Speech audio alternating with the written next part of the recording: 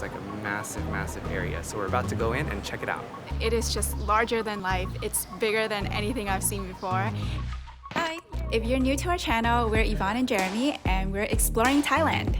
Today, we visit a few of Bangkok's most iconic historical, religious, and cultural sites.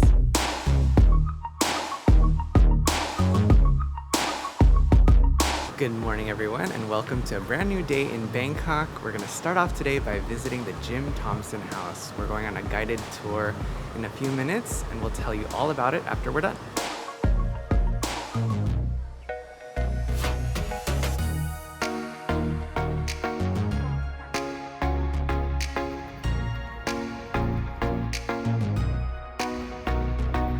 So to condense everything that we heard during the tour down to a few minutes, Jim Thompson was American and was intending to serve in World War II, but the war ended before he got over here. He originally wanted to go to Europe, but ended up in Asia, fell in love with Thailand, and through his efforts, he founded a silk company and popularized Thai silk around the world.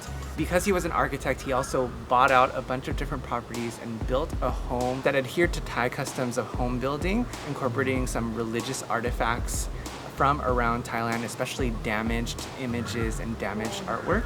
And he also wanted to incorporate some of his Western comforts, like being able to walk from the living room to the dining room to the bedroom without going outside, which is not something that was common among traditional Thai houses. While I appreciate his home and the art and the colors, my favorite part is actually his garden.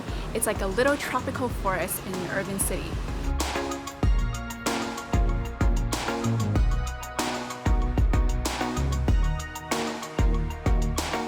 During this tour, we also learned a bunch of things about Thai culture. For example, dining room tables like the one found in his house aren't really common. People usually sit on the floor, and that's why shoes are generally removed before entering a house. The homes are generally built on stilts as a practical precaution to avoid flooding during rainy season. And the little shrines or the little homes are built because according to Thai traditions, homes are said to displace spirits.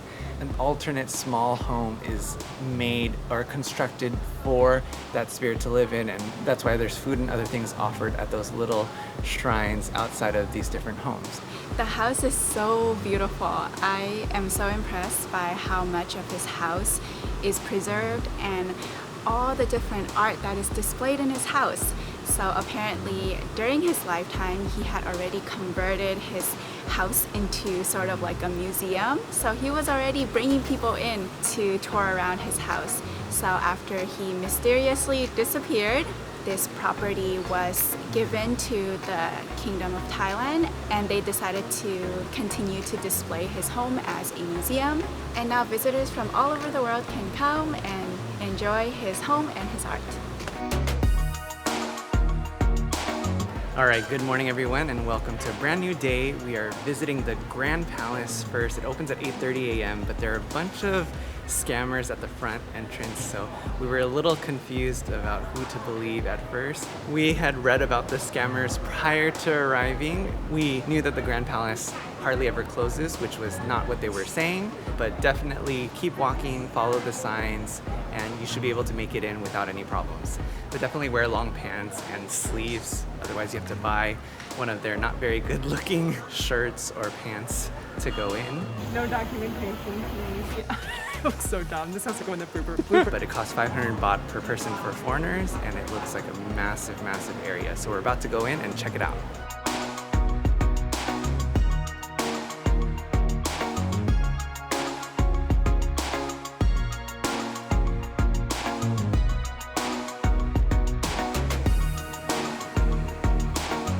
So as soon as you enter from the entrance, you see these beautiful golden pavilions and towers, and it is just larger than life. It's bigger than anything I've seen before, and you also have these really big statues posted everywhere. It is so amazing to be here, and I'm so excited to learn more about the history of this place. We will try our best to capture the magnificence of this place.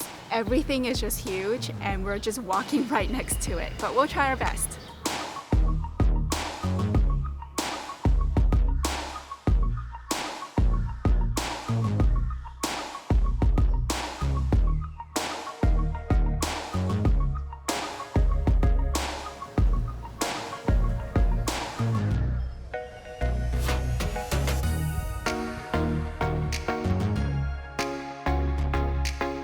So the Grand Palace was actually constructed in 1782 by King Rama I, establishing the capital here in Bangkok. And it's just this magnificent complex that wasn't just the royal residence, but was also an administrative center for the operations of the kingdom.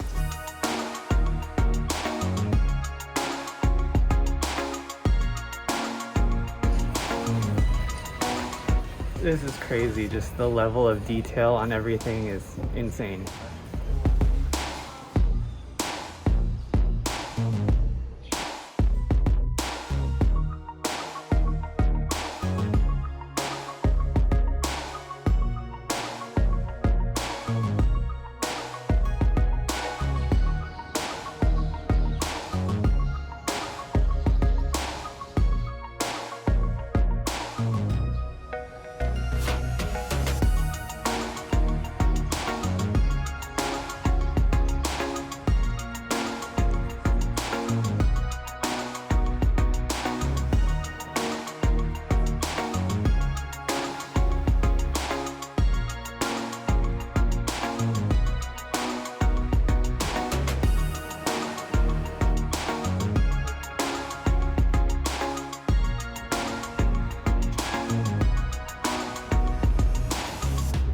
So the Grand Palace is really, really big. Actually, some parts of the palace was closed off. We spent about 3 hours here. We actually didn't see everything, but I think it was enough for us. It's a really large complex, but very beautiful, very ornate, and well worth your time if you're here in Bangkok. This is definitely something that shouldn't be missed. And there's just so many details. There's art, architecture, there's history to consider at the Grand Palace. And now we're gonna move on to the nearby Wat Pho, which is the temple with the reclining Buddha.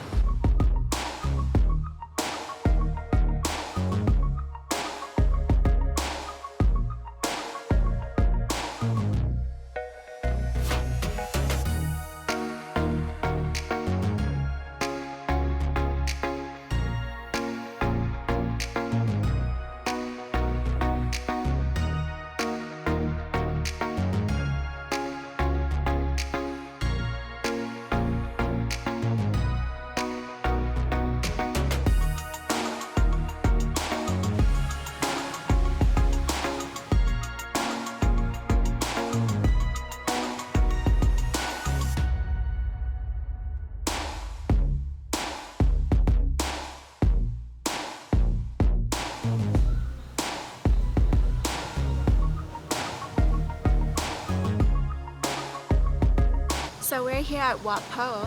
This place is known for the reclining Buddha. Similar to the Grand Palace, there are also a lot of these pavilions and towers. Apparently these towers are called salai.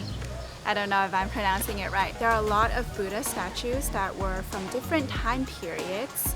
How you can tell is from their eyes or their ears or the shape of their faces.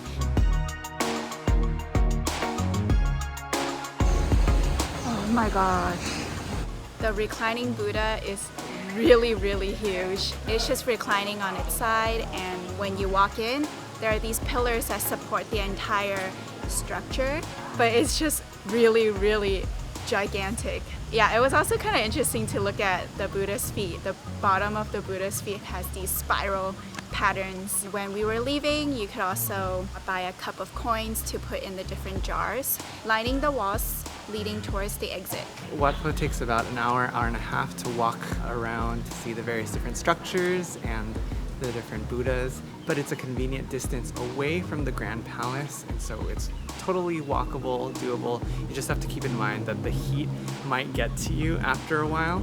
It's important to get lots of water. And here at Wat Pho, if you don't have suitable attire, they do have things for you to put on free of charge before you go in to see the various Buddhas. Overall, this gives an interesting look at Thai Buddhism and how that merges with art, architecture, and history, as well as Thai culture. So it's definitely an interesting glimpse for that and worth taking a look at.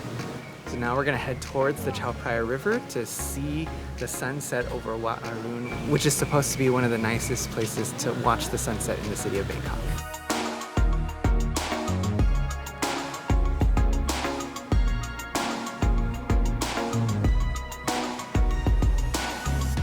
We finished off our day just having a nice little dinner riverside here at a restaurant across from Wat Arun. And there's actually a few restaurants that you can go to, but it's a really nice and calm and peaceful way to just finish off your day with a beautiful sunset and a beautiful view.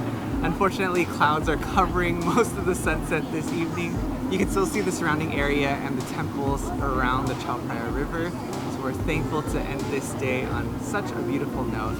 And with that, we're gonna finish up this video. So don't forget to like this video and subscribe if you wanna follow along with the rest of our adventures in Thailand. See you next time.